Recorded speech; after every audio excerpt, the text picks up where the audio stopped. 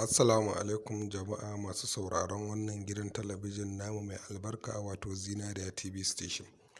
So wannan tasha za ta ringa kawo muku labarai da dumi su daga zaran mun ɗaura. So domin samun naka labaran daga zaran mun ɗaura kar ka manta ka danna subscribe button sannan ka danna ƙararrawa. Idan kai haka za ka ringa samun labarai daga zaran mun ɗaura. So ga kaɗan daga cikin labaran namu na wannan lokaci. A yau ne Asabar 14 ga watan Fabrairu shekara ta 2011. Matasan kudancin ƙasar nan suka ci alwashin gudanar da zanga-zangar lumana mai taken EndSARS Phase 2 wato karo na biyu. Dama sun gudanar da zanga-zangar a shekara da ta gabata wanda ba su samu nasarar cimma ruwarsu ba.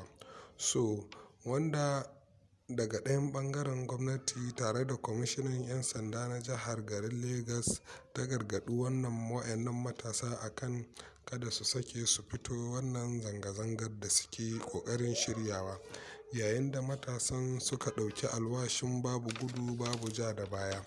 To amma haƙar su bata cimma ruwa ba, saboda wayewar garin nan ke da wuya jami'an tsaron suka cika sansanin zanga-zangar da ke Tollgate wato a birnin Lagos wato birnin Ikko. Kuma sun sami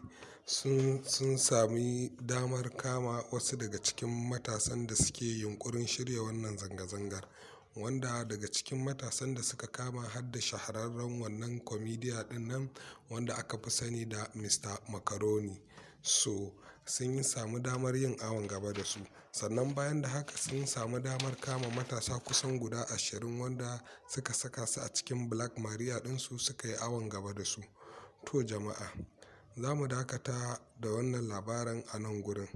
Domin samun labarai kamar yadda na ambata da dumi su daga zarar mun ɗaura, sai ka danna subscribe sannan kuma ka danna ƙararrawa.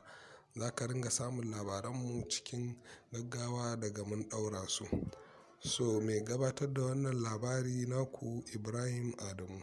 Mun gode a saurare mu domin samun labarai da dumi su daga sun auku daga cikin wannan ƙasa tamu Najeriya. Mun gode, bissalam.